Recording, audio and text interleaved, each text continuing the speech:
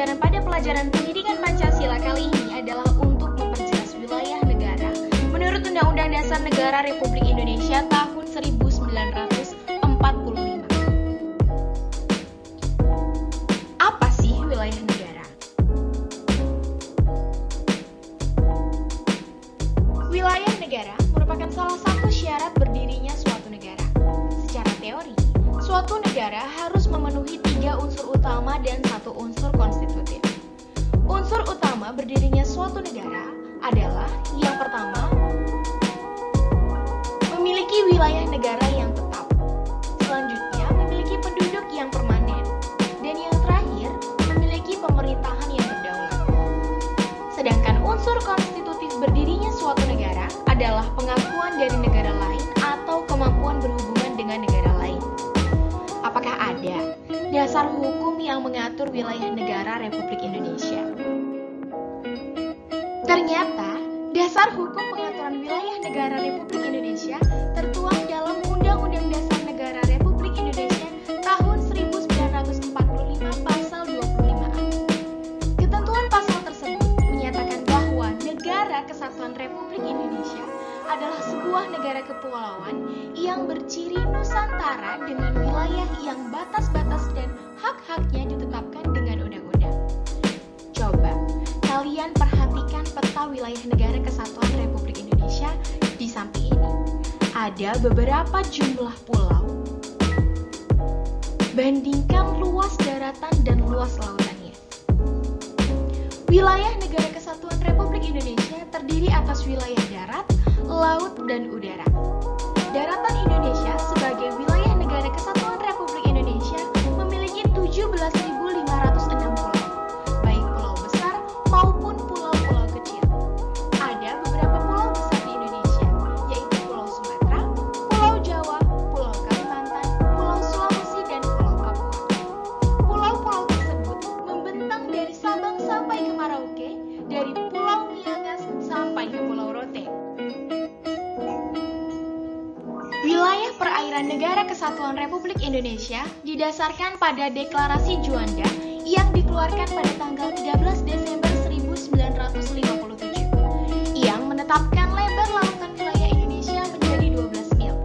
Lebar lautan tersebut diukur dari garis-garis dasar yang menghubungkan titik terluar dari pulau-pulau terluar dalam wilayah Republik Indonesia dan selanjutnya disebut dengan point-to-point theory. Pengumuman pemerintah itu kemudian diundangkan di dalam Undang-Undang Republik Indonesia Nomor 4 PRP tahun 1960 tentang perairan Indonesia. Pada tahun 1969, pemerintah Indonesia mengeluarkan pengumuman tentang landas kontinen Indonesia sampai kedalaman laut 200 meter yang memuat pokok-pokok sebagai berikut. Yang pertama, segala sumber kekayaan alam yang terdapat dalam landas kontinen Indonesia adalah milik eksklusif Negara Kesatuan Republik Indonesia. Yang kedua, pemerintah Indonesia bersedia menyelesaikan dari garis batas landas kontinen dengan negara-negara tetangga melalui perundingan.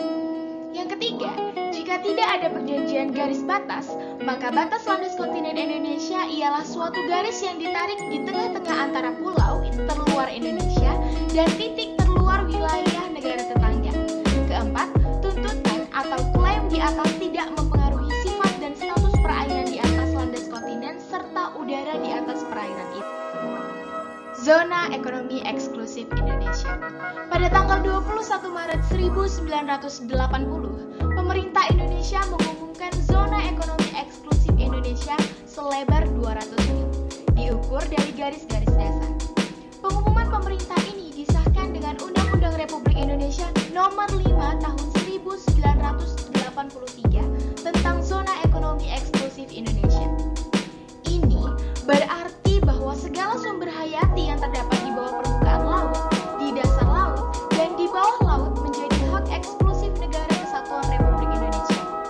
Akibatnya, penangkapan ikan oleh kapal-kapal asing menjadi terbatas, dan segala kegiatan penelitian eksplorasi dan eksploitasi harus memperoleh izin pemerintah Republik Indonesia.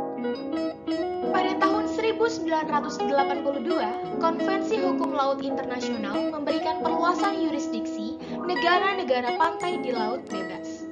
Asas zona ekonomi eksklusif diterima. Hal lain yang sangat menguntungkan Indonesia dari konvensi tersebut ialah diterimanya asas Nusantara sebagai asas hukum internasional. Hasil konvensi tersebut disahkan pada bulan Agustus 1983 dalam seminar konvensi hukum laut internasional di New York. Satu hal lagi yang perlu dibahas sehubungan dengan konsep kewilayahan ialah yang berhubungan dengan kedaulatan atas ruang udara. Dalam hal ini ada dua teori. Teori udara bebas. Udara bersifat bebas, tidak dimiliki oleh negara tertentu. Teori kedaulatan udara, yaitu negara berkedaulatan atas ruang udara di atas wilayah negara. Pengikut teori udara bebas terbagi menjadi 3 kelompok aliran sebagai berikut. Yang pertama, kebebasan udara tanpa batas. Ruang udara dapat digunakan oleh siapapun, tidak ada yang berhak memilikinya. Kebebasan udara dengan hak khusus negara kolong. Negara kolong mempunyai hak-hak khusus yang tidak tergantung pada ketinggian.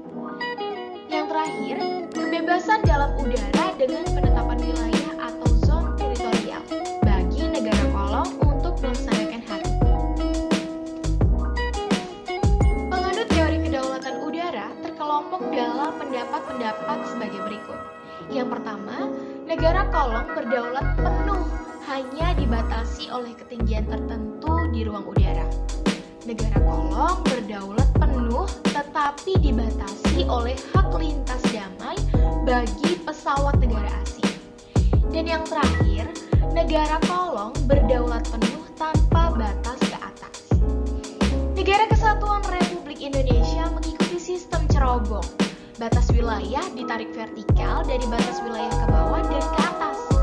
Negara Kesatuan Republik Indonesia memiliki kedaulatan penuh wilayah udara tersebut.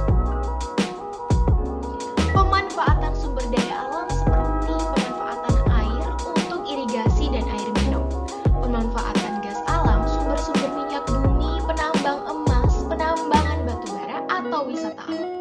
Kekayaan wisata alam di Indonesia berupa alam pegunungan, pantai, danau, ataupun wisata udara.